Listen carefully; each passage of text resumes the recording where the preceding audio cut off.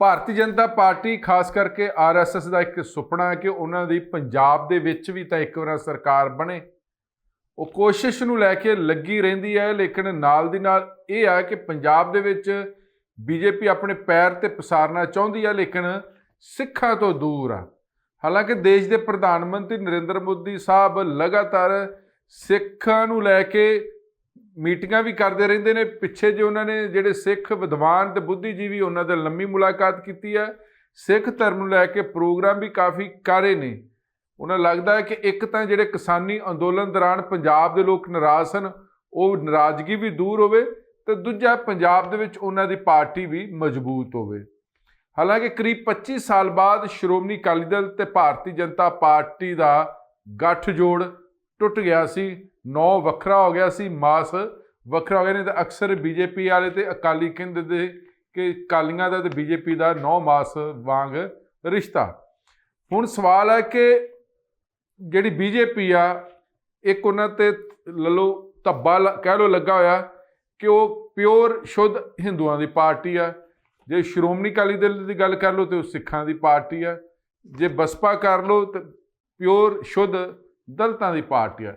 ਲੇਕਿਨ ਬੀਜੇਪੀ ਆਪਣੇ ਆਪ ਨੂੰ ਸੈਕੂਲਰ ਵੀ ਕਹਿੰਦੀ ਹੈ, ਤੇ ਨਾਲ ਉਹਨਾਂ ਕੋਲ ਸਿਰਫ ਦੋ ਹੀ ਅਜਿਹੀਆਂ ਪਾਰਟੀਆਂ ਸਨ, ਖਾਸ ਕਰਕੇ ਸ਼੍ਰੋਮਣੀ ਅਕਾਲੀ ਦਲ, ਜਿਹਨੂੰ ਕਹਿ ਸਕਦੇ ਕਿ ਭਾਰਤੀ ਜਨਤਾ ਪਾਰਟੀ ਮਿਨੋਰਟੀ ਨੂੰ ਲੈ ਕੇ ਵੀ ਨਾਲ ਚੱਲਦੀ ਹੈ। ਲੇਕਿਨ ਉਹ ਹੁਣ ਜਿਹੜਾ ਤੋੜ ਵਿਛੋੜਾ ਹੋ ਚੁੱਕਾ, ਤੇ ਹੁਣ ਸ਼੍ਰੋਮਣੀ ਅਕਾਲੀ ਦਲ ਤੇ ਜਿਹੜਾ ਬੀਜੇਪੀ ਦਾ ਗੱਠਜੋੜ ਹੁੰਦਾ ਜਾਂ ਨਹੀਂ ਹੁੰਦਾ, ਲੇਕਿਨ ਬੀਜੇਪੀ ਆਪਣੇ ਆਪ ਨੂੰ ਮਜ਼ਬੂਤ ਕਰਨ ਤੇ ਲੱਗੀ ਹੋਈ ਹੈ। ਤੇ ਖਾਸ ਕਰਕੇ ਜਿਹੜੇ ਕਾਂਗਰਸ ਪਾਰਟੀ ਦੇ ਸਿੱਖ ਚਿਹਰੇ ਸੀ ਉਹ ਬੀਜੇਪੀ 'ਚ ਸ਼ਾਮਲ ਹੋਏ ਨੇ। ਲੇਕਿਨ ਜਿੱਥੋਂ ਤੱਕ ਪਾਰਟੀ ਦੇ ਢਾਂਚੇ ਦੀ ਗੱਲ ਕੀਤੀ ਜਾਵੇ ਤਾਂ ਪਾਰਟੀ ਦਾ ਜਿਹੜਾ ਢਾਂਚਾ ਭਾਰਤੀ ਜਨਤਾ ਪਾਰਟੀ ਦਾ, ਉਹਦੇ 'ਚ ਸ਼ੁੱਧ ਰੂਪ 'ਚ ਹਿੰਦੂ ਚਿਹਰੇ ਨੇ, ਹਿੰਦੂ ਭਾਈਚਾਰੇ ਨਾਲ ਸੰਬੰਧ ਰੱਖਣ ਵਾਲੇ ਚਿਹਰੇ ਨੇ। ਤੇ ਇਸ ਕਰਕੇ ਸ਼ਾਇਦ ਪੰਜਾਬ ਦੇ ਲੋਕ, ਖਾਸ ਕਰਕੇ ਸਿੱਖ ਤਬਕਾ, ਭਾਰਤੀ ਜਨਤਾ ਪਾਰਟੀ 'ਤੇ ਵਿਸ਼ਵਾਸ ਨਹੀਂ ਕਰ ਰਿਹਾ।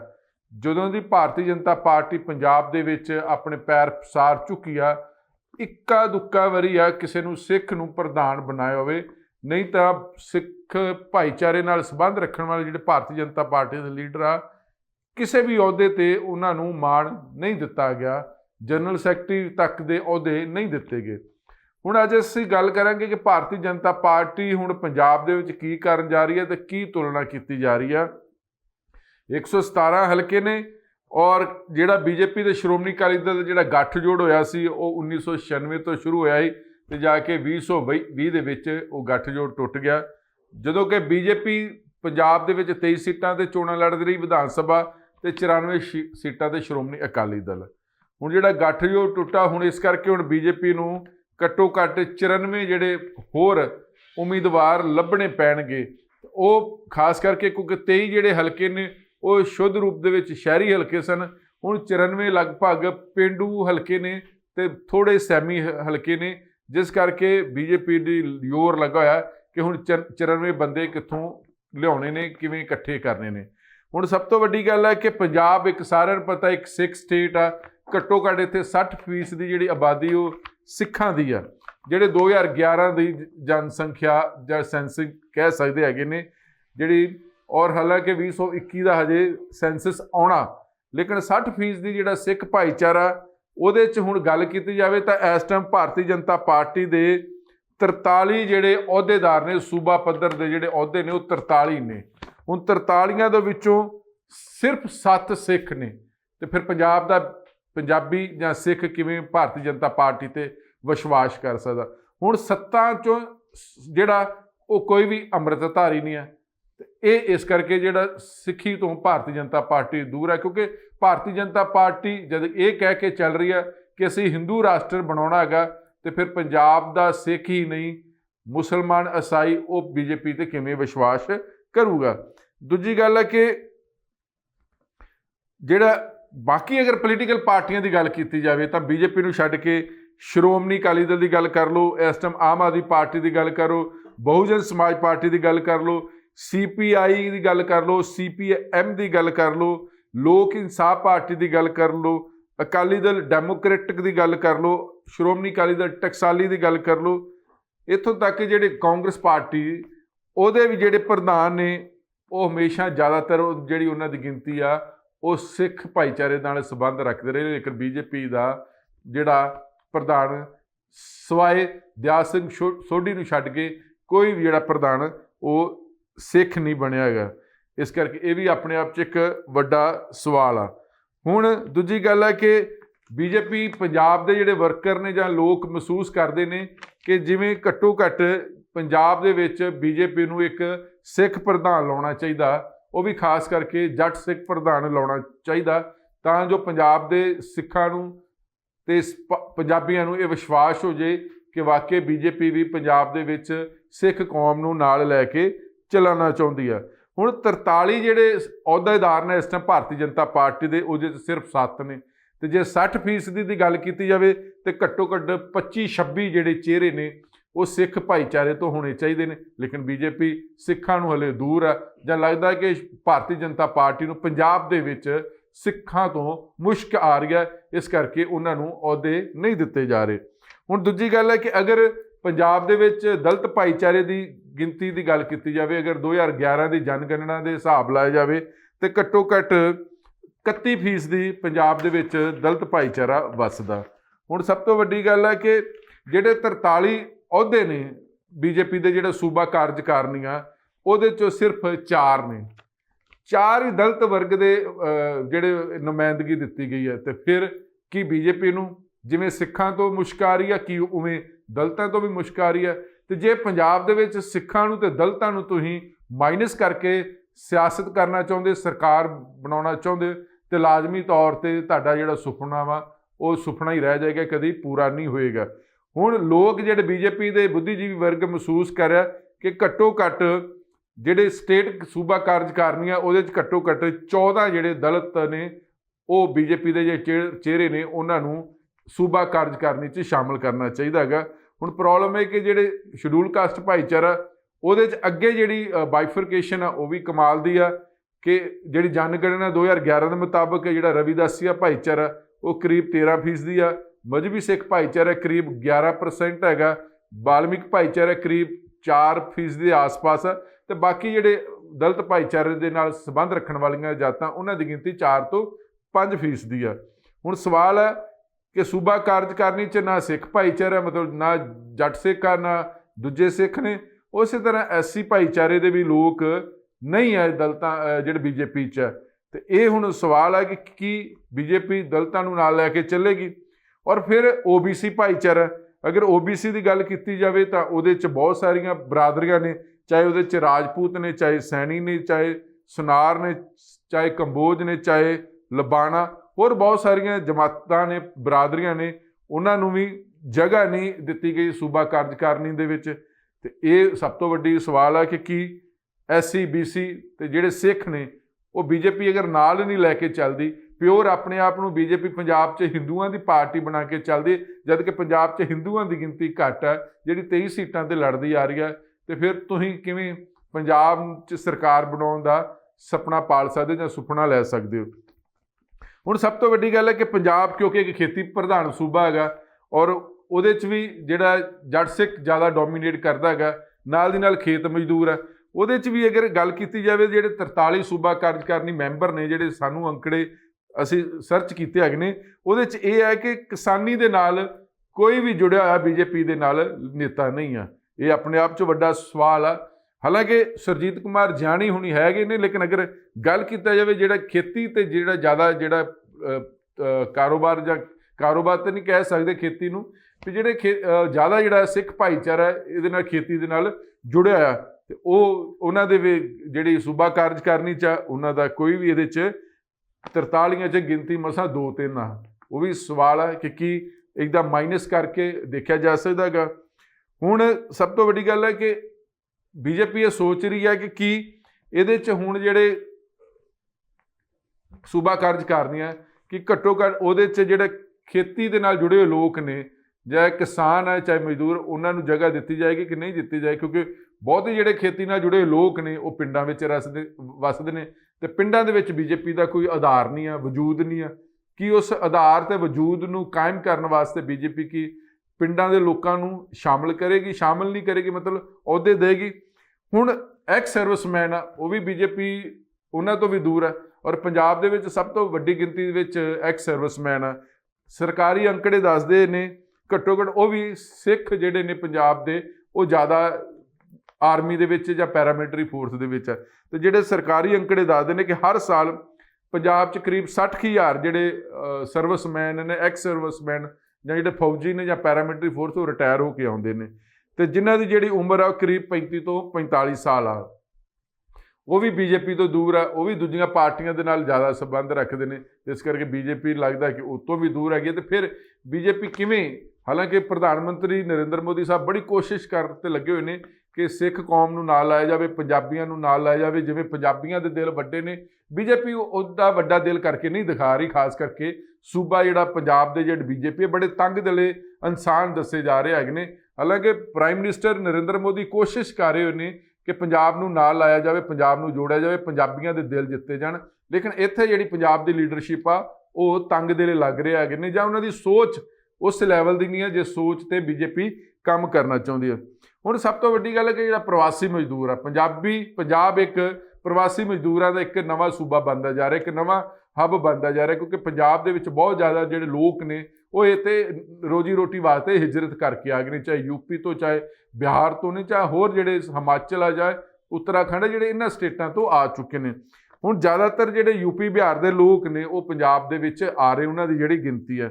ਲੇਕਿਨ ਬੀਜੇਪੀ ਕੋ ਆਪਣਾ ਕੋਈ ਇੱਦਾਂ ਦਾ ਪ੍ਰਵਾਸੀ ਮਜ਼ਦੂਰਾਂ ਦਾ ਇੱਕ ਕੋਈ ਸੈੱਲ ਨਹੀਂ ਆ। ਉਹਦੇ 'ਤੇ ਵੀ ਬੀਜੇਪੀ ਦੀ ਸਭ ਤੋਂ ਵੱਡੀ ਕਮਜ਼ੋਰੀ ਹੈ ਕਿ ਫਿਰ ਬੀਜੇਪੀ ਦੇ ਕਿਵੇਂ ਤੁਸੀਂ ਸੋਚ ਸਕਦੇ ਹੈਗੇ।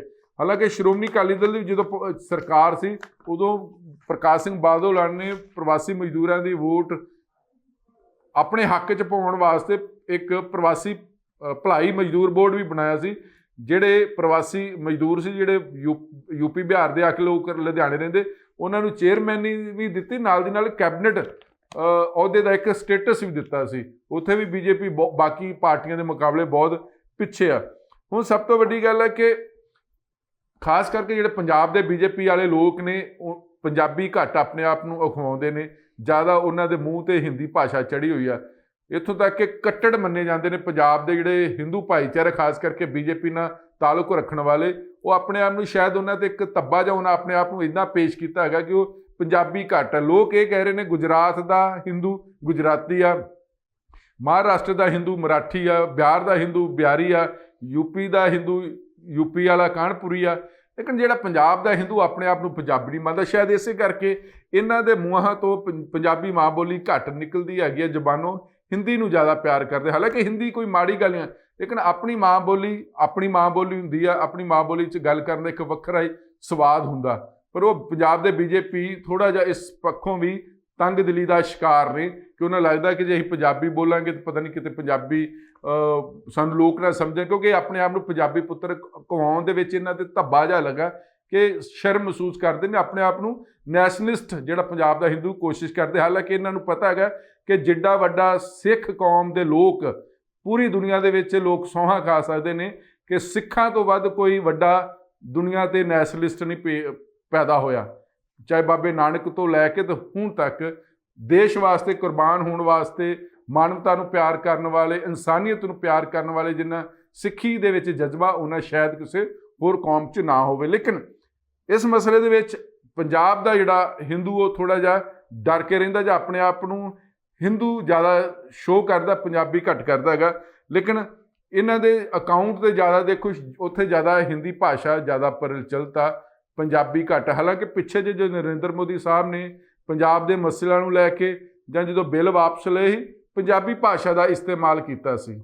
ਔਰ ਇਸ ਮਸਲੇ 'ਚ ਲੱਗਦਾ ਕਿ ਜਿਹੜੇ ਪੰਜਾਬ ਦੇ ਬੀਜੇਪੀ ਵਾਲੇ ਹਾਲੇ ਵੀ ਬਹੁਤ ਜ਼ਿਆਦਾ ਪਿੱਛੇ ਨੇ। ਹੁਣ ਸਭ ਤੋਂ ਵੱਡੀ ਗੱਲ ਕਿ ਪੰਜਾਬ ਦੇ ਵਿੱਚ ਧਾਰਮਿਕ ਤੇ ਦੂਜੇ ਜਿਹੜੇ ਮੇਲੇ ਨੇ ਉਹ ਬਹੁਤ ਲੱਗਦੇ ਹੈਗੇ ਨੇ।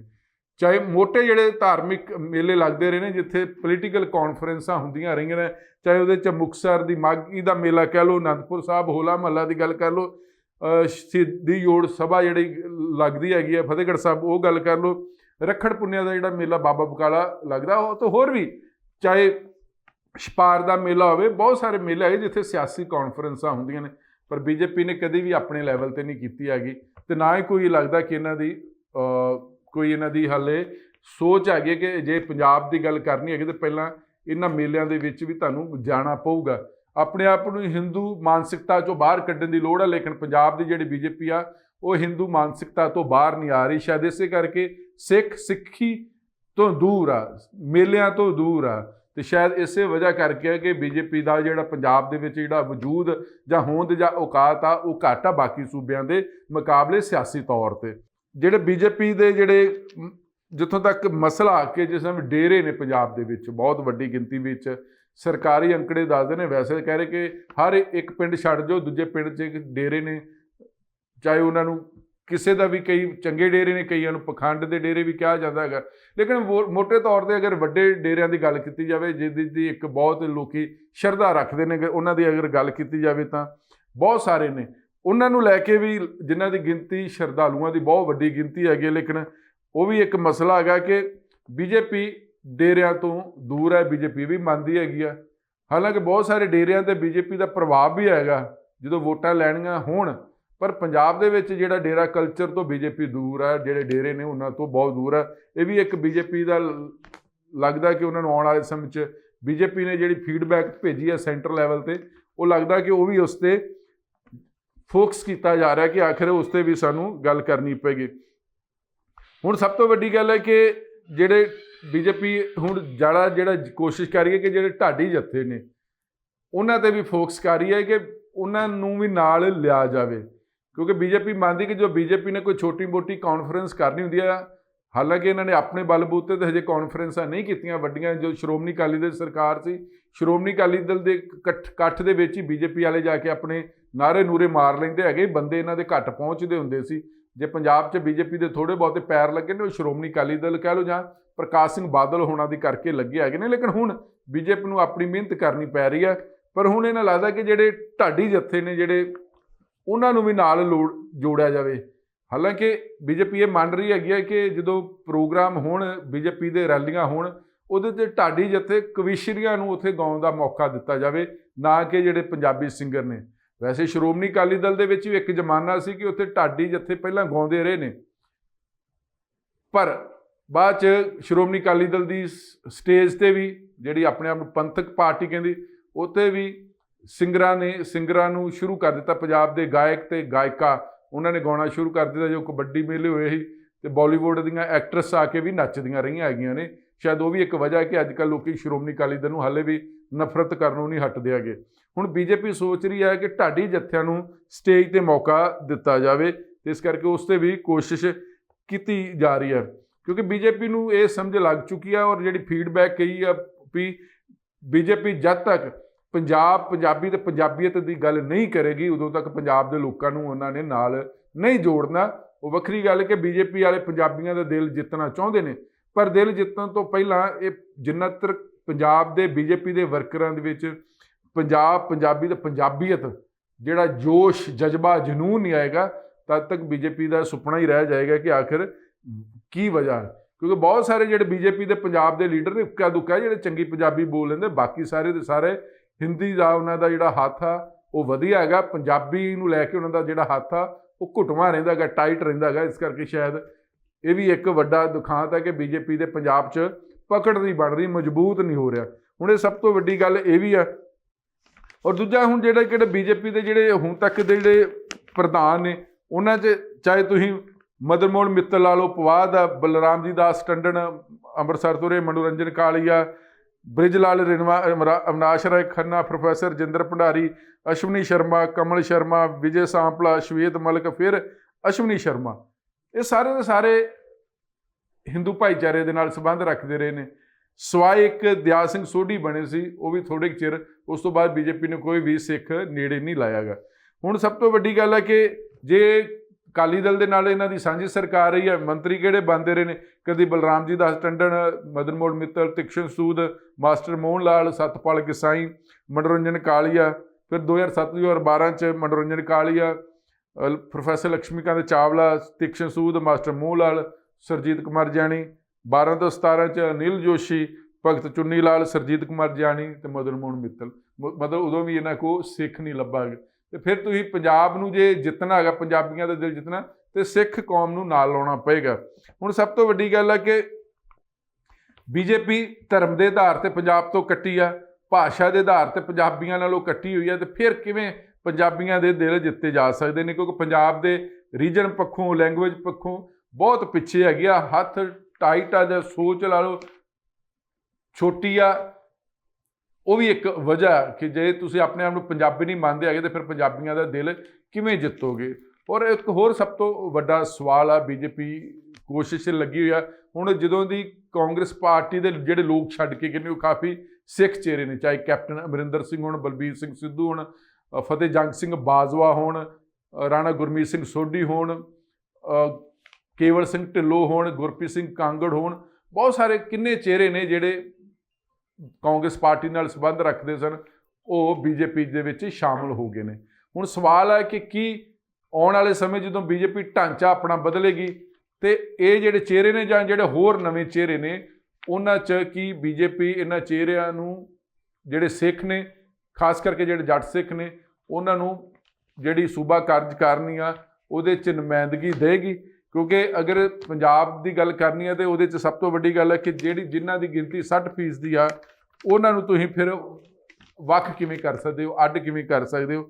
ਤੇ ਹਾਲਾਂਕਿ ਜਿਹੜੀ ਗਿਣਤੀ ਆ, ਗਿਣਤੀ ਦੇ ਬੀਜੇਪੀ ਕੋ ਤੇ 5-6 ਸਿੱਖ ਹੀ ਮਿਲਦੇ ਵੇਖਣ ਨੂੰ। ਜਾਂ ਹੁਣ ਇੱਕ ਵੱਡੀ ਜ਼ਿੰਮੇਵਾਰੀ ਦਿੱਤੀ ਆ ਇਕਬਾਲ ਸਿੰਘ ਲਾਲਪੁਰਾ ਹੋਣਾ ਨੂੰ, ਜਿਨ੍ਹਾਂ ਨੂੰ ਸੈਂਟਰ ਲੈਵਲ ਤੇ ਉਹ ਬੀਜੇਪੀ ਨੇ ਸ਼ਾਮਲ ਕਰ ਦਿੱਤਾ, ਪਾਰਲੀਮੈਂਟਰੀ ਬੋਰਡ 'ਚ ਸ਼ਾਮਲ ਕੀਤਾ। ਉਸ ਤੋਂ ਤੁਹਾਨੂੰ ਪੰਜਾਬ ਦੇ ਵਿੱਚ ਬੀਜੇਪੀ ਦਾ ਕੋਈ ਵੱਡਾ ਚਿਹਰਾ ਨਹੀਂ ਮਿਲੂਗਾ। ਇਸ ਕਰਕੇ ਲੱਗਦਾ ਕਿ ਹੁਣ ਬੀਜੇਪੀ ਖਾਸ ਕਰਕੇ ਪੰਜਾਬ ਦੇ ਵਿੱਚ ਆਪਣੇ ਆਪ ਨੂੰ ਮਜ਼ਬੂਤ ਕਰਨ ਵਾਸਤੇ ਸਿੱਖਾਂ ਨੂੰ ਵੀ ਨਾਲ ਲੈ ਕੇ ਚੱਲ ਰਹੀ ਹੈਗੀ ਆ, ਤੇ ਦਲਿਤਾਂ ਨੂੰ ਵੀ ਨਾਲ ਲੈ ਕੇ ਚੱਲ ਰਹੀ ਆ, ਚੱਲਣ ਦੀ ਕੋਸ਼ਿਸ਼ ਕਰ ਗਿਆ। ਹੁਣ ਤੱਕ ਤਾਂ ਵੈਸੇ ਬੀਜੇਪੀ ਨੂੰ ਪੰਜਾਬ ਦੇ ਦਲਿਤਾਂ ਤੋਂ ਤੇ ਸਿੱਖਾਂ ਤੋਂ ਸ਼ਾਇਦ ਮੁਸ਼ਕਿਲ ਆਉਂਦੀ ਰਹੀ ਹੈ, ਜੋ ਅੰਕੜੇ ਸੈਂਟਰ ਲੈਵਲ ਤੇ ਪਹੁੰਚੇ ਨੇ ਕਿ ਜਿਹੜੇ ਸਿੱਖ ਜਿਨ੍ਹਾਂ ਦੀ ਗਿਣਤੀ 60% ਦੀ ਆ, ਉਹਨਾਂ ਦੇ ਅਹੁਦੇਦਾਰੀ ਤੇ 24% ਹੋਣੀ ਚਾਹੀਦੀ ਹੈ, ਲੇਕਿਨ 5 ਕੇ 6 ਦੇ ਕਰੀਬ ਆ। ਜਿਨ੍ਹਾਂ ਦਲਿਤਾਂ ਦੀ ਗਿਣਤੀ ਪੰਜਾਬ 'ਚ 32% ਦੀ ਆਸ-ਪਾਸ ਆ, ਉਹਨਾਂ ਦੀ ਹੋਣੇ ਤੇ ਚਾਹੀਦੇ ਅਹੁਦੇਦਾਰੀ 14, ਲੇਕਿਨ ਮਸਾ 3 ਕੀ ਆ। ਤੇ ਕੁੱਲ ਮਿਲਾ ਕੇ ਦੇਖਦੇ ਕਿ ਆਉਣ ਵਾਲੇ ਸਮੇਂ 'ਚ ਬੀਜੇਪੀ ਜਦੋਂ ਢਾਂਚਾ ਆਉਣ ਵਾਲੇ ਸਮੇਂ 'ਚ ਮੁੜ ਤੋਂ ਨਵਾਂ ਸਿਰਜ ਰਹੀ ਆ, ਤੇ ਕੀ ਪੰਜਾਬ ਦੀਆਂ ਸਿੱਖ ਤੇ ਦਲਿਤ ਤੇ OBC ਨੂੰ ਨਾਲ ਲੈ ਕੇ ਚੱਲੇਗੀ, ਜਾਂ ਫਿਰ ਸਿਰਫ ਤੇ ਸਿਰਫ ਪੰਜਾਬ ਦੇ ਹਿੰਦੂਆਂ ਨੂੰ? ਤੇ ਜੇ ਪੰਜਾਬ ਦੇ ਹਿੰਦੂਆਂ ਨੂੰ ਨਾਲ ਲੈ ਕੇ ਚੱਲੇਗੀ, ਤੇ ਲਾਜ਼ਮੀ ਤੌਰ ਤੇ ਤੁਸੀਂ ਆਪਣੇ ਆਪ ਨੂੰ ਸੈਕੂਲਰ ਨਹੀਂ ਕਹਾ ਸਕਦੇ। ਸਬਕਾ ਸਾਥ ਸਬਕਾ ਵਿਕਾਸ ਦਾ ਜਿਹੜਾ ਨਾਰਾ, ਉਹਦੀ ਫੂਕ ਨਿਕਲ ਜਾਏਗੀ ਪੰਜਾਬ ਦੇ ਵਿੱਚ। ਔਰ ਦੂਜੀ ਗੱਲ ਹੈ ਕਿ ਜੇ ਪੰਜਾਬ ਦਾ ਦਿਲ ਜਿੱਤਣਾ, ਪੰਜਾਬੀਆਂ ਦਾ ਦਿਲ ਜਿੱਤਣਾ ਹੈਗਾ, ਤੇ ਫਿਰ ਪੰਜਾਬ ਦੇ ਸਾਰੇ ਫਿਰਕਿਆਂ ਨੂੰ, ਜਾਤਾਂ ਨੂੰ ਨਾਲ ਲੈ ਕੇ ਚੱਲਣਾ ਪਏਗਾ। ਨਹੀਂ ਤਾਂ ਫਿਰ ਜੋ ਮੋਹਨ ਭਾਗਵਤ ਕਹਿੰਦੇ ਨੇ ਕਿ ਅਸੀਂ ਹਿੰਦੂ ਰਾਸ਼ਟਰ ਬਣਾਉਣਾ ਹੈਗਾ, ਪੂਰੇ ਹਿੰਦੁਸਤਾਨ ਤੇ ਬਣ ਜਾਊਗਾ, ਪਰ ਪੰਜਾਬ ਦੇ ਲੋਕਾਂ ਨੇ ਉਹ ਪਸੰਦ ਨਹੀਂ ਕਰਨਾ, ਕਿਉਂਕਿ ਪੰਜਾਬ ਹਮੇਸ਼ਾ ਸਰਬੱਤ ਦੇ ਭਲੇ ਦੀ ਮੰਗ ਕਰਦਾ ਹੈ। ਫਿਲਹਾਲ ਸਾਨੂੰ ਦਿਓ ਆਗਿਆ, ਇਸੇ ਦਰ ਦੇ ਦਿਓ ABC ਪੰਜਾਬ। ਤੁਹਾਡਾ ਬਹੁਤ ਬਹੁਤ ਸ਼ੁਕਰੀਆ।